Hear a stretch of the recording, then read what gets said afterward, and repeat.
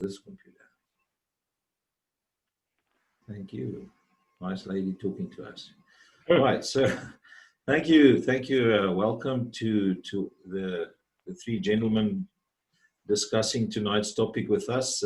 Tonight we're going to talk a bit about the value of sport shooting in a combative environment. So does sport shooting actually have any value when it comes to defending myself? And the reason why I started doing this topic tonight is because there's a lot of opinions out there, as there always are, with regards to this. And a lot of guys on the combative side saying that sport shooting holds no value. So what I did is I actually, and at this point, let me just state this, I've never in my life done any kind of sport shooting. Although when I shoot, it's a whole lot of sports for everybody looking, because it's a big, massive joke. But I took the time and I went to some sport shooting events and I had a look at to see if this statement was true. And I personally don't think it's true. So let's quickly introduce everybody. So Albert, let's start with you. Just introduce yourself for the viewers who don't know you. Just say who you are, what you do in your background, so forth. Thanks. Hi, Dion. Hello, gentlemen. Thank you. I'm Albert Wessels. I've been involved with sports shooting since 1996. That makes it a couple of years from now on. I've been lucky enough to, through all the years, grew up with firearms, but then got heavily involved, especially with the pistol side. And been doing it for so long. I've been lucky enough to have a couple of SA championship titles. Lucky enough to represent South Africa on a couple of occasions at the World Champs. And yeah, still, as long as I've been busy, I'm still learning every day. Still love the sport. Still grow fonder and like it every day, and every year a little bit more. As it's just a sport that you cannot beat. You can never be good enough. There's always something that you can work on. You never know everything. For my day job, I am a trainer in the SAPS. I do firearms maintenance and competency for the last 3 years for a couple of members. So I'm also an instructor there. And for the 17 years before that, I was at the Forensic Science Laboratory as a forensic ballistic specialist. So I've attended many crime scenes. I've reconstructed many crime scenes with shooting incidents. So I do believe I've seen shooting incidents and the aftermath of them and what happens at shooting scenes. So with that, you know, I've always seen it. I've investigated these things. I've been able to see what happens where. And I've always thought that I wish these people could have been sport shooters. They might have had a better chance. So yes, my background in a nutshell. Thanks. Thank you, Albert. Austen, let's go over to you. Cool. I'm Austen Stockbridge. Like Albert's been shooting for many, many years. I've been shooting for a little bit longer than that. I officially picked up a firearm and fired it at the age of 4 years old at the Bisley shooting range in the UK. It's something that hasn't left me. My dad's been involved with firearms pretty much, I think, since they invented the 1911, he's been working on them. So I've pretty much grown up in a household with firearms, around firearms, bullets, primers, you name it. I've been handling it since since I could walk. I officially started practical shooting, which is pistol shooting, in 94. I shot my first match in 1994. But unofficially, I'd been shooting for quite a number of years before that. Since then, I've gone to represent South Africa for a number of 8 times, representing South Africa in various countries all over the world. As an individual, I've shot in most of Europe. England, I shot quite a bit in there. Yeah, my background in firearms is pretty diverse. Although I specialize in mainly pistols, shooting a lot of different things like shotguns, rifles, all kinds of other stuff. That also definitely helps.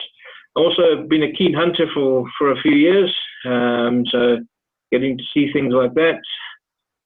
Also working in the firearms trade. I've been working in the firearms trade on and off also from about the early 90s. So, yeah, firearms is my thing, really. Not so much on the self-defense side of things, but although in the early 90s we did do quite a lot of, I did a few of those CQB courses and stuff like that. You know, from the defensive side of things versus the sports side of things. So there's, you know, there I've got a bit of comparison there with that kind of thing. Yeah, but I say thank you very much for the opportunity and inviting me to come and talk. Oh, thank you. Thanks, Austen. Dion, if I can interject, I think Austen is his normal modest self. So I know he's not going to say it, so I'm going to say it.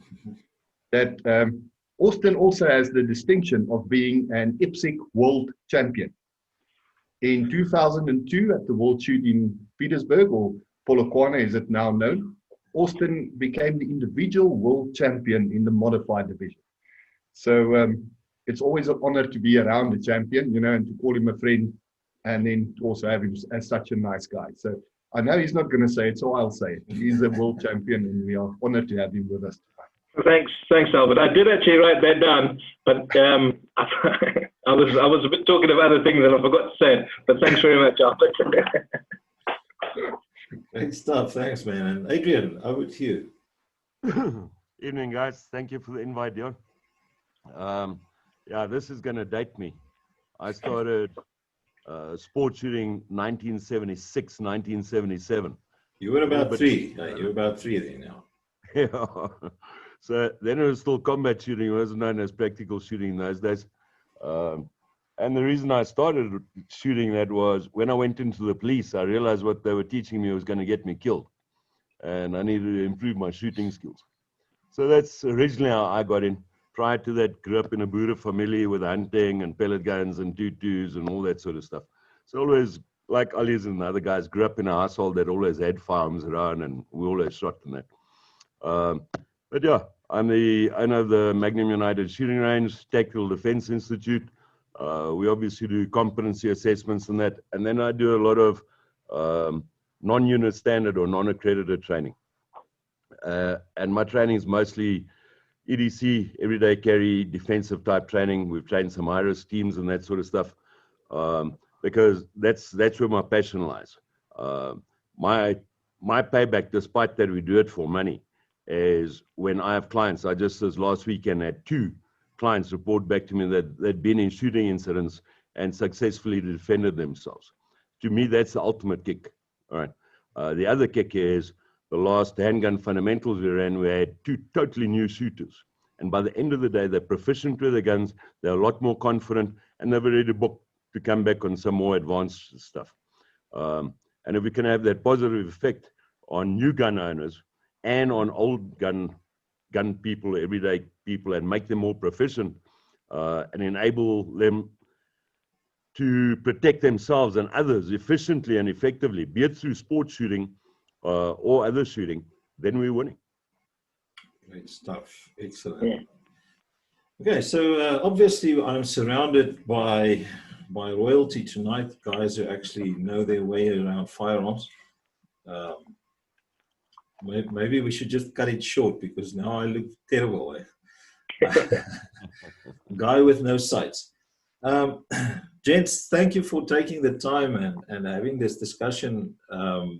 This obviously came about with me sitting back and looking at opinions out there and thinking maybe we should address this whole thing. So I think let's kick it off and maybe ask the question, you know, is there a difference between, let's call it sport shooting, and I understand in the sport shooting side there's obviously more than one discipline. So is there a difference between, let's say, sport shooting and, let's say, the other courses that you present, Adrian, where you would teach people combatives? Can I call it combatives? Yeah, that's apparently the new sexy word. So yeah. Yeah, so let's call it that. I don't know what the fuck we call it, but okay, let's call it combatives. So yeah, your opinions. First of all, let's hear that. Do you think there's a difference? And if there's a difference, what then is the difference? All right, because I actually want to get to the point where we've got the guns out and pointing at the targets and putting down the ammo. So yeah, anybody can shoot whenever you want. You can answer. Shall I go? Yeah. I believe that be it sports shooting or everyday carry defensive shooting, the fundamentals of the shooting stays the same. And the better your fundamentals are, the better you're going to be in sports shooting and in defensive shooting. So I believe that sports shooting carries over to your everyday carry and your defensive shooting. It makes you a better defensive shooter. Because I think something that people forget about sports shooting is there is an element of pressure, be it IDPA, Bianchi, IPSC, whatever it is you're doing, there is self-induced pressure and you're measuring yourself against other people. So number one is good for your fundamentals. It helps you to handle pressure and that. So I think as a starting point, that is good for defensive shooters. Yeah, because that's the one argument that people come up with that say there's not enough pressure in sports shooting, and if I stand on and keep in mind, as I said, I don't know the sport, I don't know the terms even. So and I decided not to school myself before this talk so that I actually come from this specific corner. So one of the arguments is that there's not enough pressure. And if I stand on the side and look inwards, then it seems as if there's a lot of pressure on you. If you have to work against time and over and around obstacles, there's a shitload of pressure. If I can jump in there, I've competed of many matches at high international level, and I think there's no bigger pressure than competing against what you call a man against man in the finals at the World Championships, where it's basically two guys shooting directly against each other at a string of plates. And you've got a crowd of spectators, usually a couple of hundred people standing behind you, cheering, screaming and shouting. And, you're trying to perform your best in those conditions, not only to focus on what you've got to be doing right there at the time with taking down those plates, but also having the pressure of seeing what the other guy's doing right next to you as well and watching his plates come down. So, from having that kind of thing, from match pressure taking it out into the streets, I think it definitely does teach you to be more focused, more controlled, more disciplined, and to more focus on your natural abilities and skills to take over, rather than getting flustered and stuff like that while things are getting real. I've fortunately never been in a situation where bullets have been flying at me. I've always been the one firing bullets at them, but it's always at the target. So. Yeah, definitely. High-level match pressure is definitely an advantage in a stressful situation. Yeah. I can come in from this side. A lot of people don't understand what it takes to compete at the top level. Now, there might not be enough pressure for a guy on a club level match who's only a once a month shooter, but there's some other benefits, and I'm sure that we'll get into them later. But if you are looking at a top competitor, and I think Austen can back me up here. Austen, if I can ask you this, when you were preparing for the 2002 World Shoot, how many times a week were you on the range? Times a week, every day, usually twice a day. For about probably a month leading up to the match, I was shooting every single day. And the last 2 weeks, I was putting probably 1,000 rounds a day downrange. So you definitely have to put in the work to get the results at the end of the day. So, okay, yeah. Great, thanks, Austen. Yeah, so that's going to help my point here.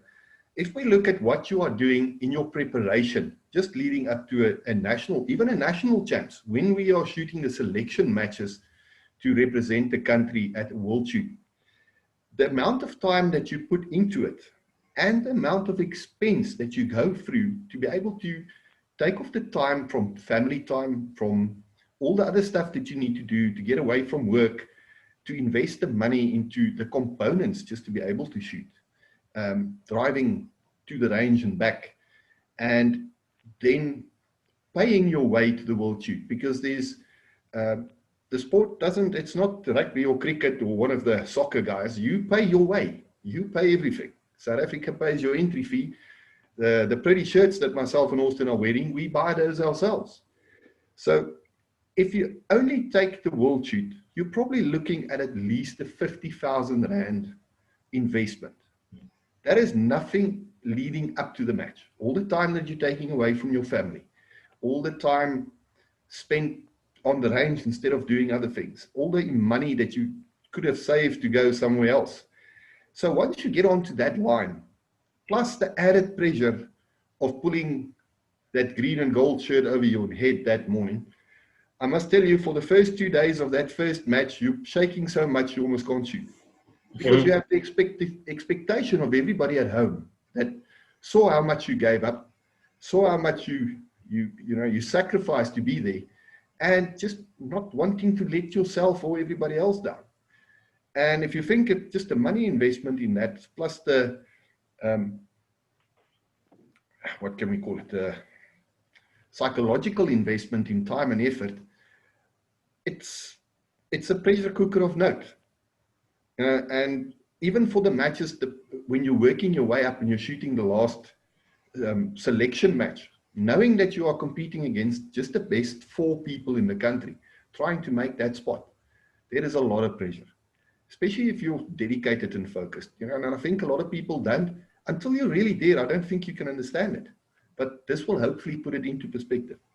It becomes the almost like a life goal to get those colors and to be able to measure yourself against the top in the world. And I don't know, maybe I'm not strong enough to do that, but I think when I speak to all the champions and everybody that's been to the World Shoot, they will all agree with me that there is more pressure than you can tell anybody else. Oh, yeah. I think it's probably the closest you can get to anything else. Yeah. Yeah. Leon, if I can interject, I'm the new boy on the block with regards to making team for the World Shoot. And what Ollie's is saying is when you're shooting those last selection matches, you're thinking about, I put in so much time, I've put in so much money, I mustn't screw this up, I want my green and gold.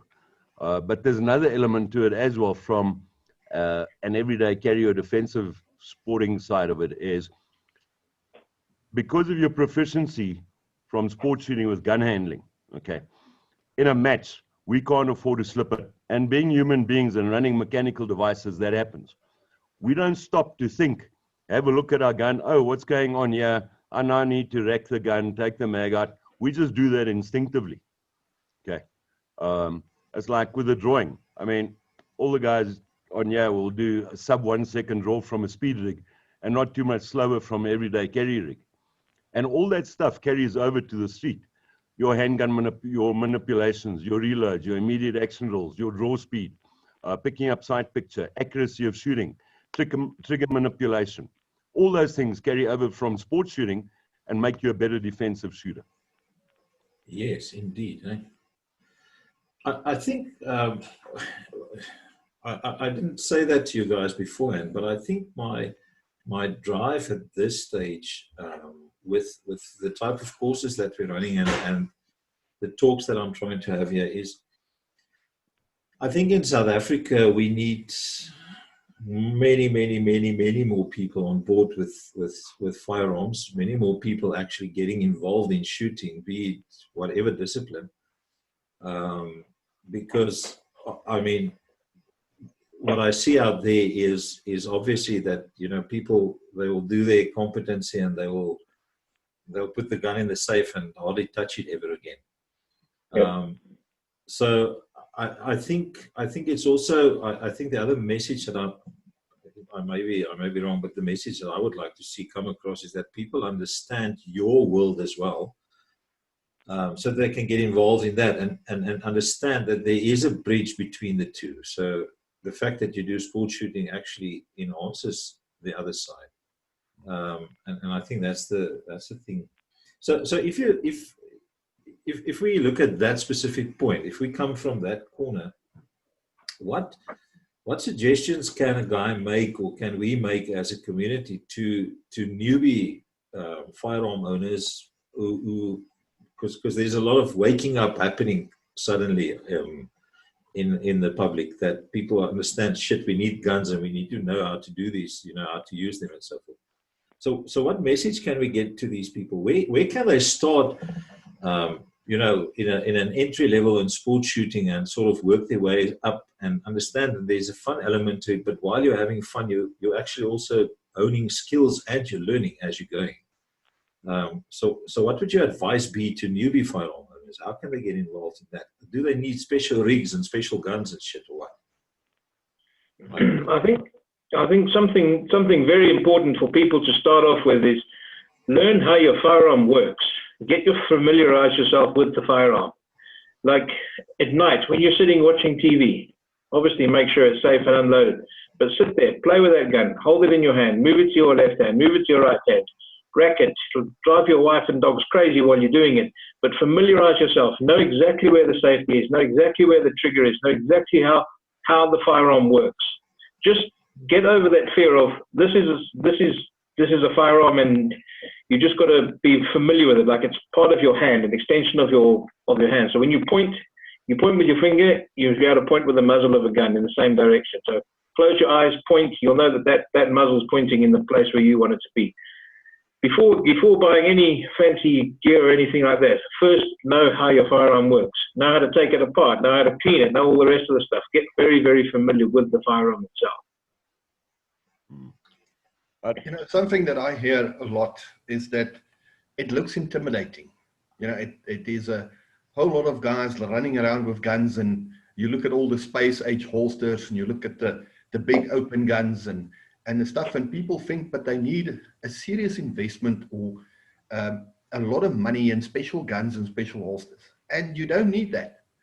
I always tell people, bring what you have, and we will start you off there.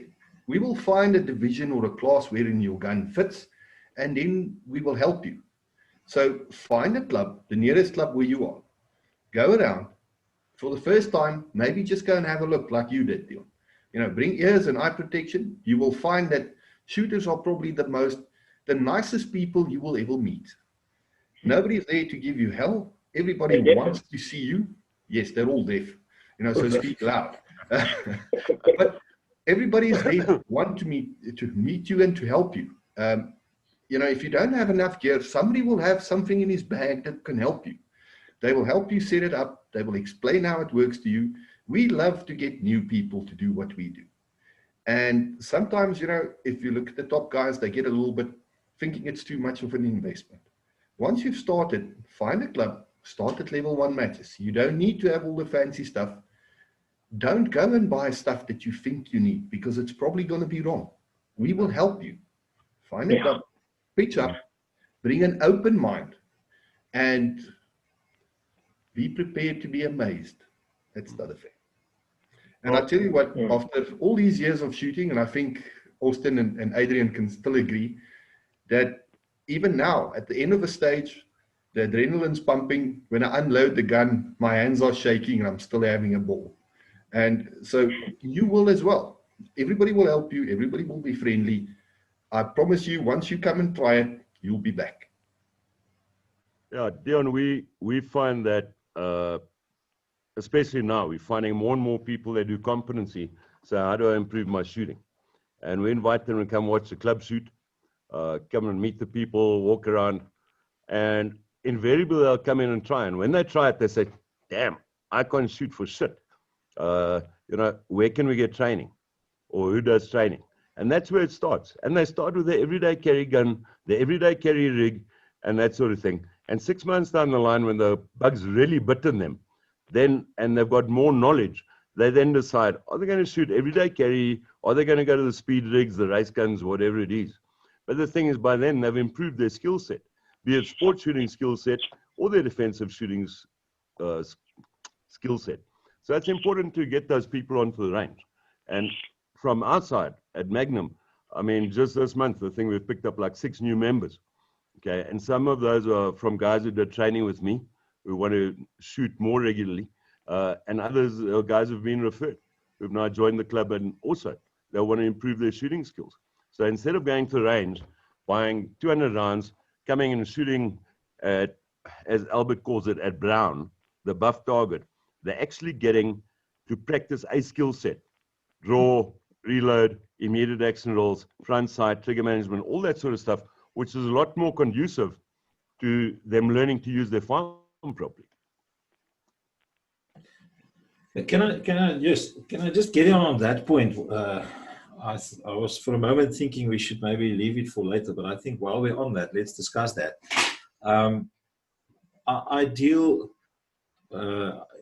The training that we train as Fortis, we train communities. So obviously we'll train a complete community from legal aspects right through, making use of a variety of instructors. But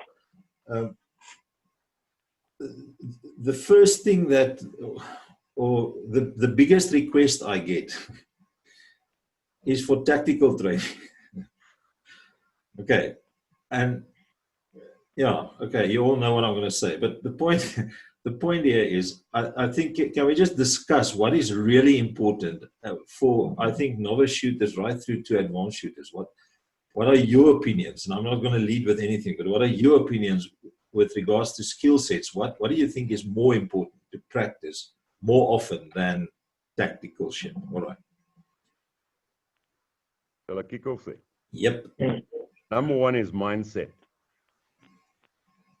Because we have this, I call it the South African syndrome. Ek was in die weermag, ek was in die polisie, ek kan skiet. All right. Number one is it was 40 years ago. Number two is it was with the R4, not with whatever handgun you're using. Number three is you weigh twice what you weighed then. And things have changed a lot. And do not underestimate your enemy. Yeah. Okay. So get your mind right. Listen to someone who actually knows. You do not want to start with house clearance, vehicle debussing, N-bussing, and that sort of thing, because you are going to perforate your body. You need to get the fundamentals, the 7 fundamentals down pat while you're standing still and build on that basis. Because if you can't do those 7 fundamentals, you're never going to be a good shooter.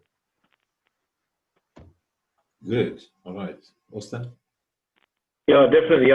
Definitely what Adrian says. You've got to have the right mindset, and also I can definitely I can vouch for him what he's saying about the South African mindset. I've done a few courses with people, and you get a husband and wife team that come in there, and the husband was in the police or he was in the army, and he knows exactly what to shoot, and his wife outshoots him at the end of the day, and then he feels like an absolute fool. But the basics, you've got to learn the basics. When you take that firearm out, you've got to know that you can hit the target anything from 2 to 15 meters away from you without really thinking about it. Definitely the basics. Drawing and firing 1 shot, drawing and firing 2 shots, drawing and firing 2 shots on 2 targets. Just basic, very, very simple drills, which take up very little ammo, very little time. But just doing it over and over and over again, definitely, it just speaks worlds. And when I train for big matches, small matches, I go and shoot basic drills. Just shoot them over and over again. Just making sure that when you take the gun out of the holster, you're going to hit the target where you're aiming at it. Yeah, so that's always the question. I do some sport shooting classes, and you always get the guy who wants to learn the low drag, fast moving stuff. He wants to high speed, low drag stuff. And at the end of the day, everybody wants to learn the advanced techniques, but nobody's got the basics. And this exact question that you asked, Dion, I asked that question to Rob Latham from Team Springfield. He's a multiple times world champion, US national champion. He's probably the best shooter with a handgun that we will ever see. That's a challenge between him and Eric Raffel, but he's one of the greatest. And I asked him that question in 2002. And his answer, I said to him, if you could give anybody one piece of advice to shoot well, what would it be? And his answer was, stick to the basics, because then you never have to go back to them. And that's the thing. In order to hit the target, you have to do a certain amount of things. If you cannot do that, you cannot hit the target. And then everybody wants to learn high-speed stuff. The high-speed stuff is the basics mastered. There's nothing else about it. You need to know how to align the sights to be able to hit what your target is, and how to manipulate the trigger, how to do that. And there's many ways, but at the end of the day, and there's many people who's got ways of doing it and their own techniques, but at the end of the day, you have to align the barrel with the target, and you have to keep it there until the bullet leaves the barrel. And unless you can do that, You're not able to do anything else. So yeah, I think people need to understand that first you need to be able to hit the target. Then you can work on all the rest. As the saying goes, a fast miss never killed anyone, and a fast miss never won a match. That is correct. Yeah. Oh, that's true. So at the end of the day, what you guys are saying is that the moment that the gun clears the holster and it comes up to the target, then doesn't matter which discipline you shoot, everything is the same from there on. It's all about fundamentals, getting the sights on the target, getting the grip and all that, trigger squeeze and so forth, and make sure that you land the shots. Now, great, yeah, because I think therein lies the misconception, is that, and maybe this is my take on it. I think people who's got an opinion on something should actually go and research that, should get involved in that and do research from the inside. So if you've got an opinion on sports shooting, go to 1 or 2 matches and shoot with the guys, and then see if your opinion still stands, because maybe it'll just change. Maybe it'll change for the better. That's just the argument that I'm trying to bring. So how important is dry firing?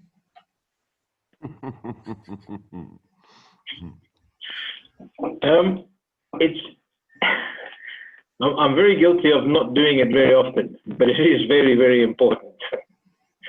Definitely, look, not everyone's got the facilities they can just nip out to a range and go there and shoot every day. So in an evening or in the morning before you start work, when you come home, it's definitely worthwhile putting in 10, 15 minutes of dry firing, even if it's just a short amount of time, just to get your familiarity with it, your muscle memory built up. Very, very important to do. And it's tedious and boring, but it's definitely worth doing. Absolutely. I mean, even on a match day, you can do it before the match. You can do it in the hotel room in the evening. You can do it most everywhere. You can't really do it on the range, but there's other things you can do there. But definitely very, very important to do dry firing. Okay. Yeah, I think it's underrated, especially in these times where the economy is pressing and we don't have all the ammunition available, and we can't shoot as much as the pros do. You can't get out to the range, but you can put in 15 or 20 minutes or an hour if you've got the time every day, just learning on the basic manipulations. That once you get to the range, you don't have to work on the draw for the rest of the ammo that you've got, because you've already focused on it and you've already mastered the basic technique of just drawing the gun while at home, not firing a single shot. It's not costing you anything except time.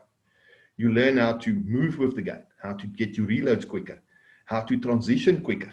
So when you do get the time to get to the range, you can focus on recoil control, seeing what the sights need to look like to make the shot that you need to see, and spending those times not just on the basics, which could be done dry fire. So a little goes a long way. You don't need to do an hour a day. We don't always have an hour a day, but you can sit in front of the TV for 2 hours and waste time there, or do something else. But you can actually get better by doing 15 minutes a day, just manipulating the gun and really knowing what's going on, knowing where to draw, knowing how to do the reload, just working on something that is sport related and immediately pays rewards. Well, I'm probably the black sheep in the family when it comes to dry firing, because I hate it. Okay. As Austen says, it's boring and what have you. I'd much rather be going pew on the shooting range. But I think the point that needs to be made here from a dry firing point of view is, as Ali said, the economy is pressing, COVID, no COVID, whatever. People are finding times hard, tough. So you can't afford to go out and fire 500 rounds and hope you're going to learn something. But from an everyday carry point of view, how many people every morning chamber check their firearm, check they've got a loaded mag in, unload that firearm, do a couple of manipulations, load it up, make sure which carry condition it's in before they put in the carry holster. I have guys come to training. I had now these last 2 fundamentals courses. I had 2 people. They've had their firearms for more than 6 months. They didn't understand how the decocker on their firearm worked. Yeah. if you just read the manual, went on the internet, found some decent Google or whatever University of YouTube, you could have learned that. But in the meantime, you're carrying a firearm for 6 months, you don't know how it works. And the dry firing, be it competitive dry firing or everyday carry dry firing, it helps you manipulate your firearm. That when the brown smelly stuff hits the fan, you don't have to think about manipulating your firearm and, oh, I now have to get a magazine, slap that in, do I cock it, do I hit the slide release or slide lock? All that gets taken out of the equation then, because then you can focus your mind on the tactical stuff that everyone wants to do. Where's cover? Where's my family? How many guys are there? All that sort of stuff, instead of how does my firearm work? And that is the importance of dry firing, be it EDC dry firing or sport shooting dry firing. Yeah, it goes back to what I was saying earlier. Familiarize yourself with that firearm. So, you know, when you're sitting there watching TV, you're watching TV, but subconsciously you're busy manipulating the firearm, getting to know how it works. So your subconscious mind is learning how that firearm works. So if you are in a situation, you can focus more on what you've got to do rather than how the firearm works. So that's definitely a thing. Another thing I just want to bring in as well is this day and age now, with all these YouTube videos and Facebook videos and all these tactical instructors that do these weird and wonderful things on YouTube. I mean, there's a couple which come to mind, but I don't want to point anybody out. But you get a guy that's just bought his gun, he comes in here and he's still bought his gun and he's all happy days, and he sees this video on YouTube where he can shoot 2 shots in front of him, 2 shots to the left of him, 2 shots behind him, and 2 shots there. And I thought to myself, pal, you don't even know how to take the magazine out of the firearm. First, learn how it works before you start shooting holes in paper. Yeah, so we've got to be very careful about what we see on YouTube and whatever it is now. But those guys, not taking it away from them, some of them are very, very good, and some of them are, well, no comment. But you've got to be very, very careful. We all learned to walk first before we learned how to climb over walls and swim and anything like that. So you've got to learn right back to the very, very basics before we can go crazy on things. I think the message that we all agree on here, and that we maybe try and get out there, is that people should, you know, handle those firearms of these. I think there's a trend out there that people just buy a lot of cool kit and then just look nice and cool with that, instead of, you know, as you say, learning to actually handle the thing that you need to handle. So instead of buying all the belts and the holsters, and I know some people will be pissed off with me for saying this, because now I'm going to take their business away. That's what I'm trying to do. But I think people should then spend time on, as you guys say, you know, handling the actual thing that's going to save your life, because it's not going to be the belt that you wear, but it's actually going to be the firearm. For anybody viewing out there, I hope you get this message, because I think this is important. This is sort of the where you should start, according to what I'm listening to and what I'm hearing here, is that you should take that firearm, handle the thing, understand how it works, and then get on the range with one of these guys and get onto shooting actual ammo out there, handling the recoil, handling the noise, and so forth. Jan, can I interject there quickly? Yes, please do. We find, and I'm sure Austen and Ollie's have seen this as well, guys coming to sport shooting, and then they throw a ton of money at equipment, thinking that the equipment is going to make them better shooters. It's not the equipment that's going to make them better shooters. It's putting in the time with that firearm. Look, good kit is nice, and it makes you more effective and makes your job easier. But you need to know how the bang thing goes, how that works. Yeah, sorry, Austin, carry on. No, I get people come into the shop all the time. I had a guy come in today. He's just picked up his firearm. He shows it to me and says, it doesn't look as cool as his mate's gun. Can we do this, and can we do this, and can we do this? I go, yes, I can do all that sort of stuff, because yes, I'll make money in it, but it's not what you need. My thing is, when someone says to me, what's the best accessory for your gun? I say, ammo, and lots of it. Go and shoot the damn thing. So I've had guys come and buy a gun from me, and immediately, before they've even taken delivery of the gun, they want to can we put a new trigger in it? Can we do this? Like, yeah, I can do that, but first shoot the gun. Get yourself familiar with how the bloody thing works before you start stuffing about with it. But yeah, ammo is probably the best accessory you can get for your firearm. Guns are Barbie for men. Yes. And if we look at it, what sport shooting does is it gives you an organized manner and a safe manner and a controlled manner to go to the range and to learn how to use your equipment. You can go there, you can spend time with like-minded people, and you get the opportunity to shoot, even if it's a level 1 club match. You're going to shoot at least 100 rounds. You're going to see what the top guys are doing, because this is one of the best things in the sport. In what other sport can you be playing the game that you like in the presence of a world champion? You can go out to the range and you can shoot with Austen. Here's a world champion. You cannot do that in another sport. And he'll give you advice, and he will probably end up your mate at the end of the day, and you'll have a good laugh, and everybody will help you. You will learn a whole lot of new skills. You get a chance to, under supervision and in a safe environment, against pressure, because the timer is pressure. People looking at you is pressure.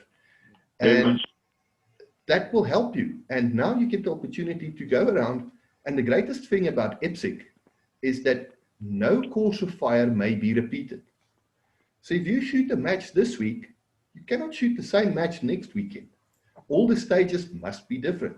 There's not something that you can go and you can practice one particular stage till you cannot do it wrong. Every week it's different. So you need to learn the basics.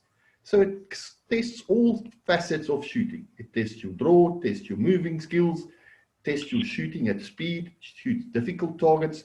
You need to shoot moving targets. You need to transition between targets. You're reloading. There's so many things that you need to do and to be able to do. Sport shooting gives you an opportunity to test yourself and to better yourself in a friendly environment and having a score. So if you lose the match, it's okay. But if you made a mistake today that made you lose the match, you just a couple of points or a couple of places down. It's not going to lose your life. So at least you do get a bit of pressure and a bit of pressure from the timer. And I tell you what, if you speak to any of these other guys, they will tell you that when that yellow box of stupid goes off, there can be a lot of pressure on yourself. And you can make stupidest and silliest mistakes. And that's just from a timer. That's not even from getting into a serious situation. Yeah. Yeah. Sport shooting gives you an avenue to, in a controlled and safe environment, get better. It allows you to shoot a lot more rounds than you would normally do, even if you only shoot at club level. Most definitely. I think the biggest gripe that I have in this whole industry of ours, be it whatever shooting discipline you take on, is that people keep on putting down other stuff to promote themselves and their own stuff. So people would go out and say, sports shooting is a lot of crap, so don't do that. Rather come, and I'm not saying anybody did this, I'm just using it as an example. Rather come and do my self-defense course or whatever. Or, they will teach you this, but we will teach you this. And I would really like to see that go away. I would really like to see people flooding everybody out there, going to everybody's courses and getting on board and start shooting and start learning how to shoot properly and start learning how to actually use, as you guys said, use the firearms correctly. Somebody wants to say something? Sorry, I missed it. Yeah, if I can jump in there. For my sins, I started IDPA in South Africa. And internationally, there's always been a thing about IDPA is more practical, EPSIC is more sport shooting. I think people find IDPA shooting less high pressure than EPSIC initially, because it just looks more high pressure, the guys with the race guns and the speed rigs and what have you. IDPA is a sport, it's got rules. The street doesn't have rules. EPSIC is a sport, it's got rules. Street doesn't have rules, but you need to improve your shooting. So it doesn't matter what shooting discipline you're doing, okay? It's going to improve your shooting ability when the pawpaw hits the fan. And that's what people must take away from it. Yeah. And a one-day course, like when I say, guys, come do a course with me, I've got guys that come back every year and do fundamentals over, come and do CQC or advanced or whatever over. I say, why are you back here again? Because I forgot X, Y, and Z, or I didn't practice. And as we're going through, they're going, oh, I forgot about that. So a one-day course does not make you a great street shooter. But sport shooting is going to let you internalize the skills you need when the brown smelly stuff hits the fan. Yes, and also from experience, with our police practical shooting association, we have a national police championships every year. And that is open to any policeman from any unit across South Africa. Once you can make your provincial team, you go and you attend a week-long match with the best in the South. And we get guys from very highly trained guys that are the top tactical guys in the police, come to the range, and they mostly have a bit of an attitude because they have the training, they know they're special, and they get beaten by a young lady who works somewhere else as a normal clerk or as a constable, but who's been doing the sport a little bit longer. And mostly those guys, the ego cannot take it. And instead of saying, but wait, I can learn something, most guys that I have found is that they would rather break down something they are not good at than trying to go through the humiliation of building up to that skill. And I tell you what, sport shooting will test you. It's the only way, instead of being able to put guys up and shooting it out like in the Old West, you start running out of players there. You can now go and you can put it up against the timer, and you get the opportunity, like I say, to compete against the world champion. And you can realistically put yourself and test yourself against the guys who are professionals at this game. And it will maintain, shooting the game will teach you how long you can, what you can do in a certain amount of time. How many targets you can shoot. Can you engage a target at what distance?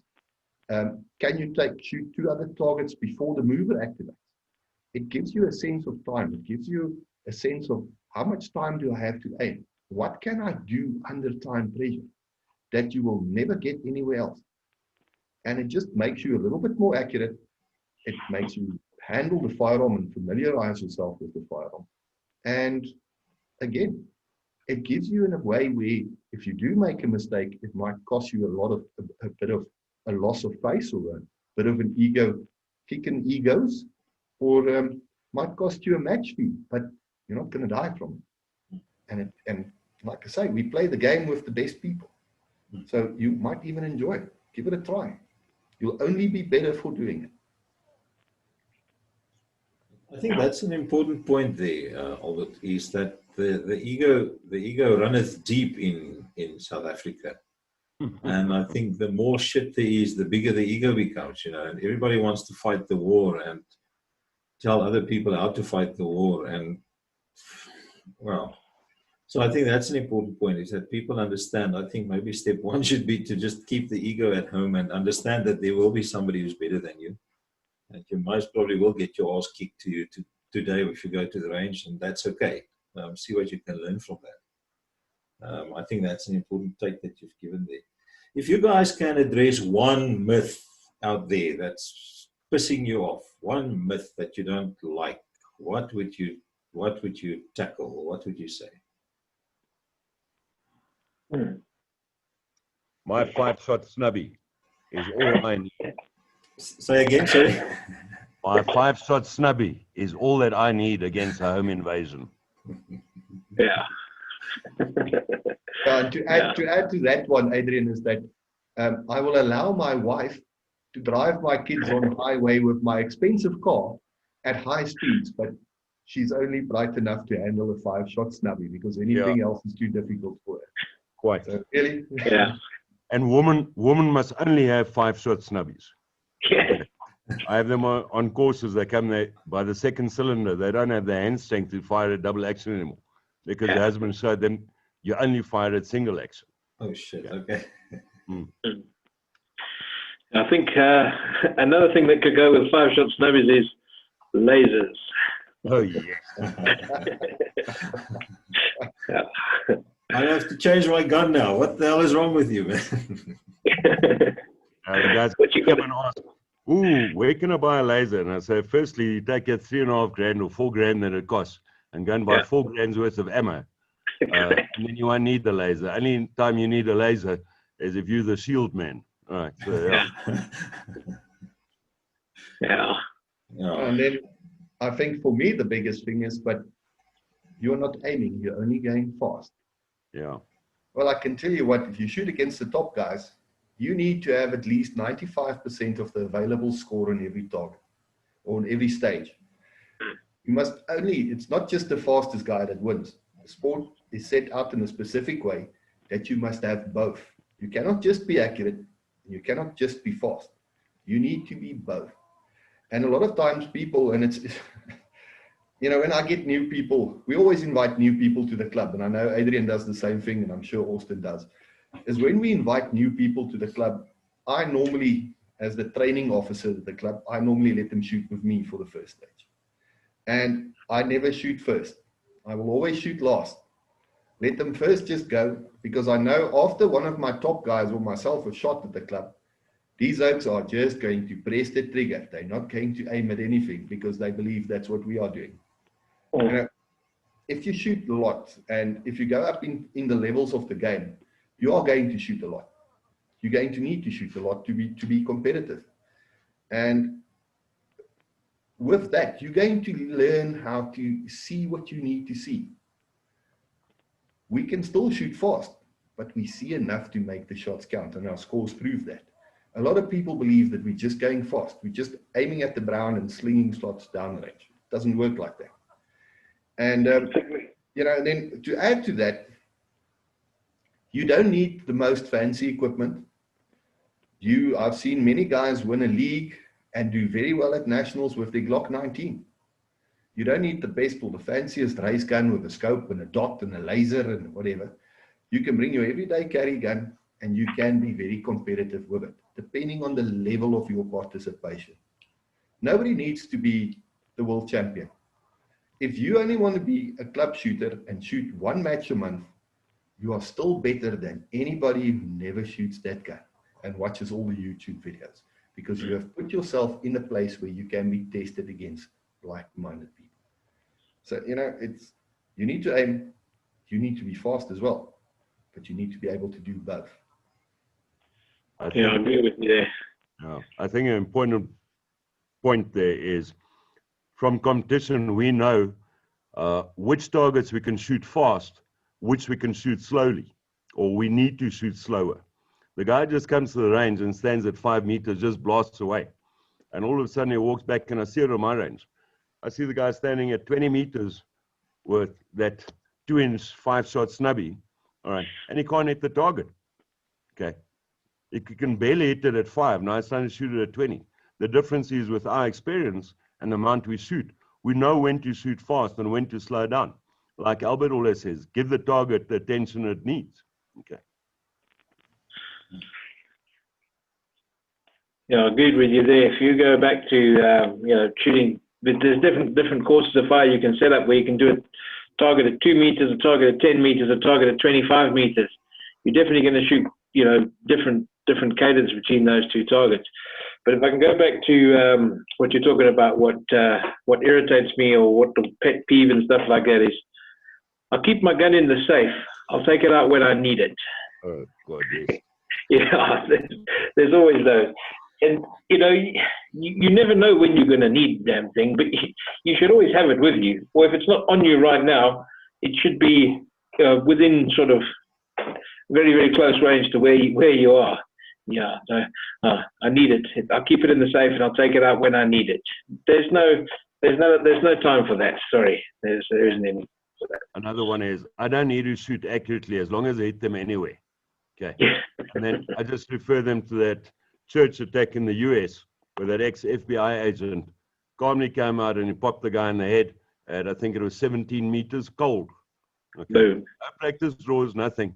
He knew he could do the shot, moving target, shot him in the head. If that guy is a threat to you, can you do that?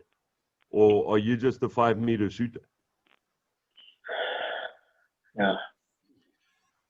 Yeah, I think you've also got to know your limits as well. It's like a 17-meter headshot. I mean, all three of us will sit there and go, "Wow, that's not an easy shot, but we can do it." But you've got to have the confidence that you can do it, and the confidence that you can do it under pressure. Our sport's changed slightly now, where we've got rid of an exercise called standard exercises, where you used to have to do that in a competition. At least every competition you would do that. You would have a standard exercise where you would draw and fire, a set of targets in a fixed time, and that was a leveling exercise. That was. A lot of guys now just literally just shoot as fast as they can, and 8 out of 10 times you'll get very, very lucky, but those 2 times you'll completely stuff it up. If you can just keep it consistent the whole way through the match, that's what wins the match. I think also, to come back onto myths, is I'm fine if I go to the range once a year and fire my 25 rounds. Okay. Yeah. I see it, and I can ID them at the range when they get out of that car, and he's got his gun in his hand with his wife and the 3 children and Oma and Opa. Okay. Everyone just come to see how well Daddy can shoot, because he's going to fire his 25 rounds for the year. And invariably, I'm going to have to talk to him about safety, swinging a firearm around, finger on the trigger, what have you. Okay. Because we go back to the ego. No male in South Africa wants to believe that he cannot shoot or defend his family. Okay. And when they come to the range, it looks impressive because it's noisy and smoky and everything else. And mommy and Oma and Opa and everyone believes him. But if he's honest with himself, he can't shoot for shit. I think also here we need to get into what has IPSC or what has sport shooting done for defensive shooting. Oh, yes. And I think a big thing about that is, if you look at all the innovations that we have on the tactical guns today and the stuff that the tactical movement is bringing along, if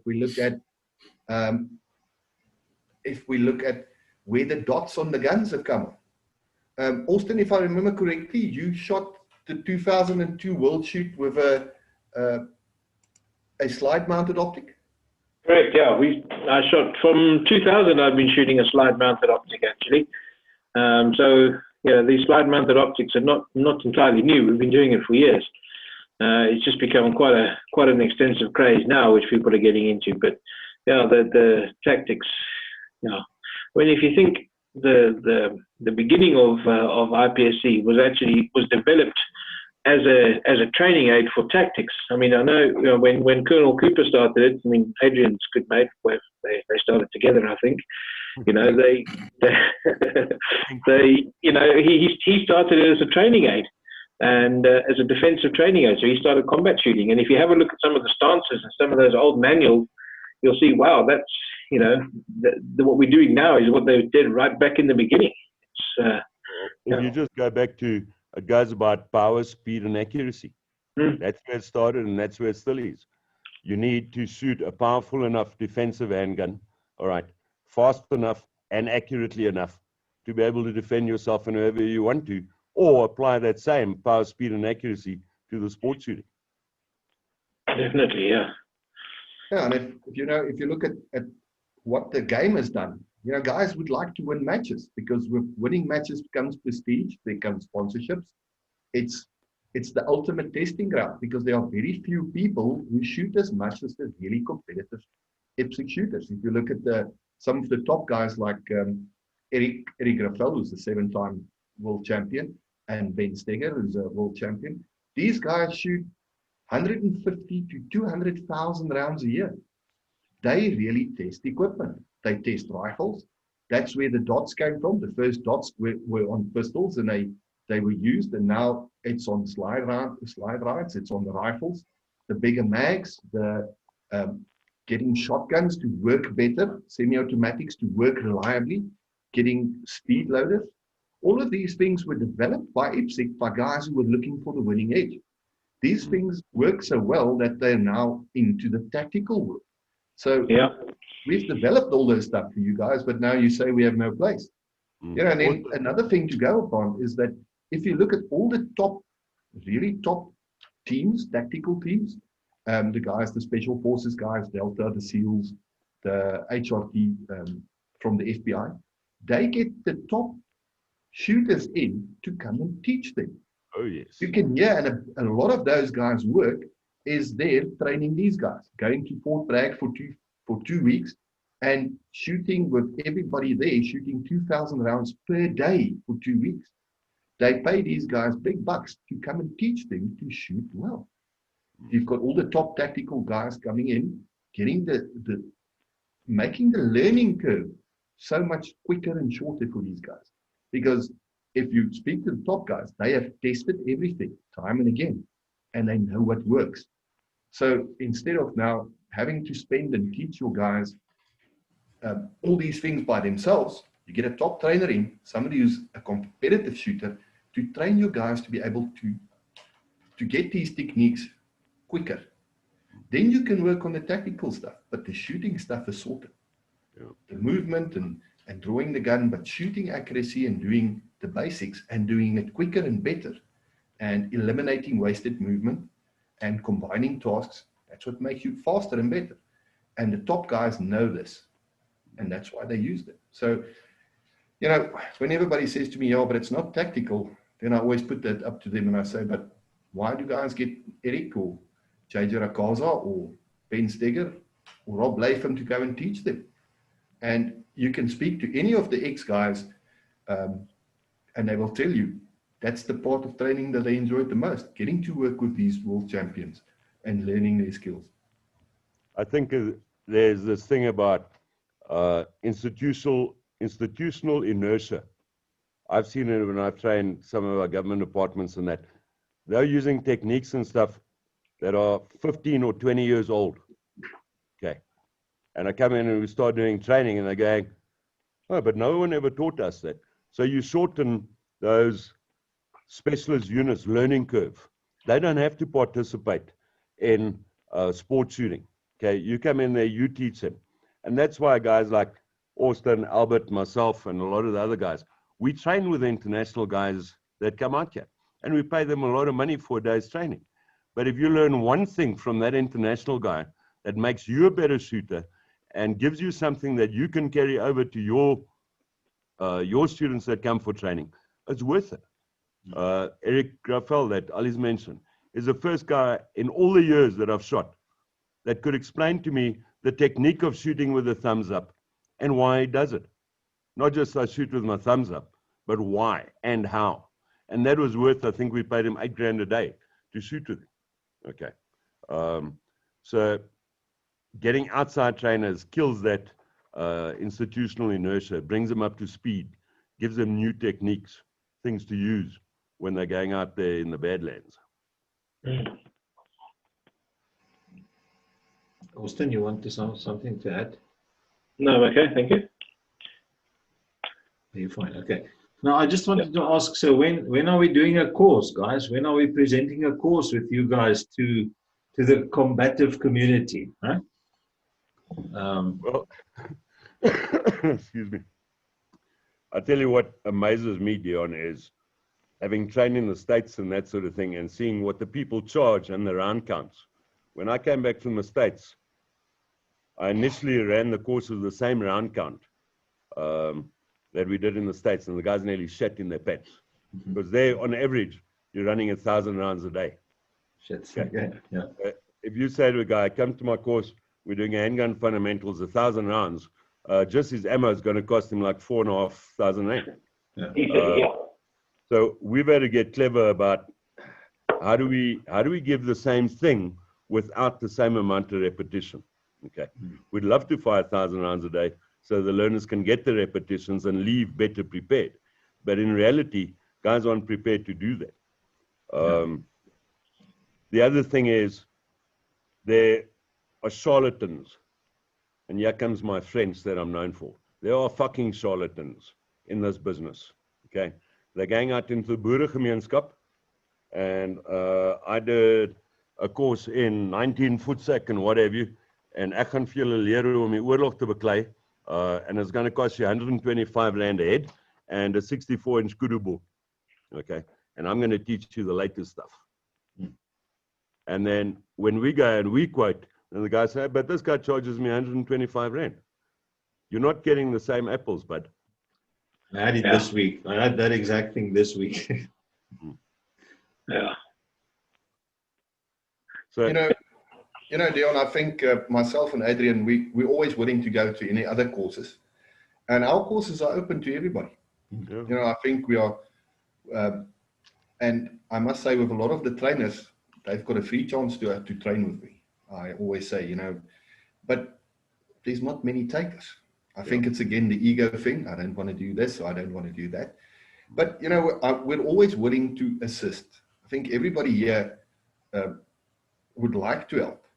So, and there's always an open invite at our SAPS club. I always say to somebody, if you would like to come and try the game, come and join us. We will look after you for the day. If you need something, tell me. I probably have it somewhere hidden around. I've shot something like that's close, and we will help you. It's an open invitation. The sport loves to see new people get involved and to get there. All we need for people is to put that ego in the pocket. And you know what? I can almost promise you, you will leave there better and you will like it. If I can interject there, Leon, I go and train with Ollie's. Ollie's trains with me. Every time I go and train with me, he raps me over the knuckles because I've forgotten something, or I'm bringing street shooting to sport shooting or something like that. And you've got to realize at some stage there are people that are better than you and that can teach you shit. Okay. Yeah. The one thing. The other thing is, as Ali said, I have an open door policy. There's an open invitation for any trainer, okay, any firearms instructor, doesn't pay to come on my courses. I've had one taker in all the years. One. Okay. I know Ali's does it. I've got no scam training with other guys. If you got something better than me, you can do it better than me, and I see it's going to fit into my skill set, then I'll use it. If it doesn't work for me, then I don't use it. Okay. But the thing is, there's a bunch of charlatans out there. And yeah, the ego is big in South Africa. Sadly so. Sadly so. So over the years, I've done a couple of courses with various different people, and I'm going from handgun handling courses, sport courses, CQB courses and stuff like that. And I've trained with some really, really very good instructors. And I've also trained with some very shit ones as well. And you've also got to learn something. You can learn something from the good instructors, and you can also learn something from the idiots as well. You just know that you're just wasting your money. I have walked off a course before where the guy's like, "What the hell are you doing here? What are you trying to teach me how to do?" And just got in my car and left because it's just a complete waste of time. But yeah, like Adrian says, you've got to choose the right people. And if you get a guy that says he was in the police and did this and he jumped out of airplanes and did all this and all that sort of stuff, and he tells you all about all that stuff, you think, well, he's probably not the guy I want to go with. It's the guy that just says, I've trained, I've been doing this for a few years, and he's the guy that you probably want to go with. But I've also noticed as well these days I never did national service, but it seems to me that nobody actually ever did national service. Everybody was always in special forces or task force. Nobody was just regular police in those days. Everybody was special. My uncle was task force. My uncle was special forces. My uncle, those are the kind of guys. What the hell are you talking about? And yeah, when I was in the army, I learned this. But yeah. No, that's something not everybody knows. The army consisted only of special forces, so that's And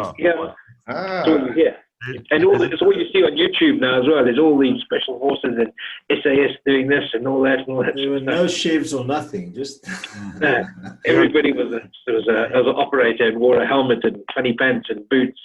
And, and the other thing we have in South Africa is, if it's not an international trainer, it's not worth doing the training. Yeah. Everything comes from overseas is better than the South Africans. I've trained with a lot of the overseas guys, and I would put myself, Austen, Albert against any one of those guys. They get into their pants one leg at a time, just like the rest of us. Okay. So just because he's from overseas doesn't mean he's better. We've had trainers here that have done exactly the same to me. You have to stand this, you have to do this. Said him, bugger off. I've been doing this for 40 years, but okay, now you want to come and change something I've been doing for 40 years, and you can't tell me why. you've got no good reason for me to do it. Okay. It just doesn't make sense. Exactly. Yeah, I think between the three of us on here now, we've probably got about 80 years of shooting experience between the three of us if we go together. Hey And, guys, you know, please just add my 3 years there, man. Shit. yeah. Okay, 83 years then. 83 years. There you go. Thanks. You know, I'm just down the road from most of the ranges all over the place in Gauteng. You know, Albert's down the road. We you know, I don't do much training, but, you know, if a guy wants to learn how to shoot, give me a call, man. I'll go to the range. And, you know, what are you gonna charge me? You know, if it's just for a day or something like that, I probably won't even charge you. But, you know, if you get some course or something like that going, I'll be glad to give you help. You come to the range, come and shoot with me in a competition, and just see a few different things. You know, I always say to the new guys that try, you know, we shoot with various different people from various different skill levels that come and shoot there. I say to the guy, listen, don't try and copy what I'm doing straight off the bat here. Watch what I'm doing, but I'll give you pointers on what you should be doing. Because I can go through a stage where I can shoot, you know, multiple targets before this and this happens, where I'll tell this, you know, give the guy another point of view where he should say, listen, rather shoot this way, and this way. You've got to know your limits as well. So, you know, I'm here as well. If you want to learn how to shoot, well, I can definitely give you some pointers. I've been doing this for enough years, that's for sure. Yeah, and I think that's a critical point. There are very few top shooters that will not take a newbie under the wing and assist them at a club match or at a league in that. Don't walk up to him when he's on the line at the last selection match and say to him, quickly tell me something. But at club matches and leagues and stuff like that, the guys are more than happy, okay, to help. And I've seen it time and time again. You know, we get to the range earlier, set the ranges up, set the stages up, you know, run the timers for the day, run the score sheets and stuff like that for the day, and pack the thing, and then pack the targets away at the end of the day. You know, we're there early, we leave late, and, you know, we have fun doing it, and it's just what we do. And if you want to come early and help us set up, come early and help us set up. Because by setting up a stage as well, you also get to learn how it works. By standing at a target, looking back at the shooter, you also get to see different angles.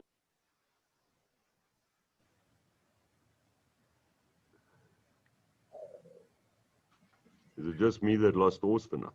Austen, I think we lost your audio. Just check. Yeah.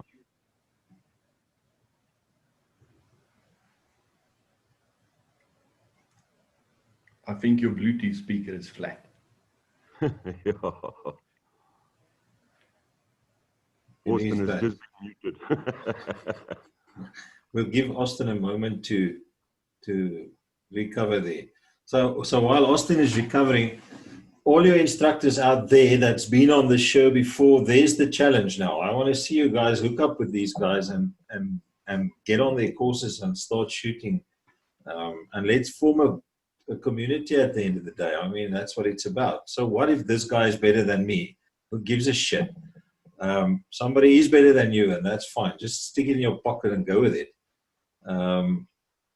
Just on that note, also, you guys must understand, please, I don't always see your posts. I know we are friends on Facebook, but if you share a course, just tag me in it, and then I can share it on the Fortis page for you. Thank you. The audience is growing there, so hopefully it gives you some mileage there. Get some more people in front of you, because at the end of the day, for me, it's easy. I'm sick and tired of seeing all these posts of another. Well, fuck, I mustn't get on this point because I'm going to just start swearing. Because everything nowadays is a farm attack. But in any case, you know, another attack and another attack and another attack. And then people going, oh, when will it stop? When will it stop? It will stop when you start getting proper training and start understanding your firearm and start fucking carrying the thing, you know. It's no use having a firearm and it's somewhere in a drawer or somewhere in a safe or that. Get a firearm, put it in a holster on your body and understand how that thing works. That's when it starts stopping, because that's when we stop them from taking our lives, because we are the first and last responders. Yeah. Austen, are you back there? Can you just I think so. Yes. Can you hear me? Yes, there we go. All right, cool. All right. Okay, back. So, gentlemen, we're running out of time. I just want to give each one of you sort of a, this is fancy TV terms, a closing statement. So, something that you want to leave the people out there with, keeping in mind that I will obviously splash your courses on the Fortis page because, as I said, that's my thing. I just want people to start getting trained and fighting back. We need to stop this thing. That's what it's about. So, yeah, starting, Adrian, can we start with you? Just closing down, what would you leave with? Very, very briefly. First, master the fundamentals. Once you've mastered the fundamentals, then learn the tactics that go with it. Fight with your brain. Fight with your brain. Great stuff. Thanks. Austen? Say, learn how your gun works. Don't buy fancy gadgets and make yourself look better.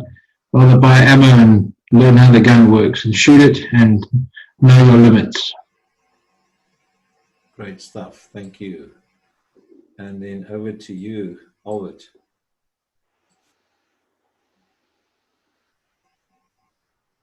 Sorry, I didn't hear you. Yeah, can you just give your closing? Yes, you know, the biggest thing is make the investment of trying to go and see what the sport is about. Take one day, go out there, go find a club. There's, I will send you the details and you can maybe just put it on. Go onto the internet, go and see what it's about. Then go out to a club, speak to the people, ask questions, hear what they do. And if they will mostly allow you to do it with them. And then by joining a sports shooting club, you're going to have the ability to shoot at least once a month with like-minded people, testing yourself, your skills and your equipment. Even if it's once a month, it's going to make you a much better shooter. You are going to learn new skills. You're going to have fun while doing it. And there's a whole lot of other benefits to it. So if you need a way to go and practice and get better, join a sports shooting club. I promise you, you will love it. Well, there you have it. Gentlemen, from my side, once again, thank you for taking the time and thank you for the discussion. I took a lot away here. I think there's a lot of value and knowledge and experience in South Africa, and we need to get that out there. People need to understand what is available. So thank you from my side for taking the time, for the dedication, from hanging in there. I know the times are tough at this stage. I know we're all fighting more than COVID. There's some other fights I would love to fight, but yeah. Thank you once again. And from my side, that's it. Stay safe on your side and we'll chat soon. Thank you, Dion. My pleasure. Thank you very much. Thank you. Stay safe.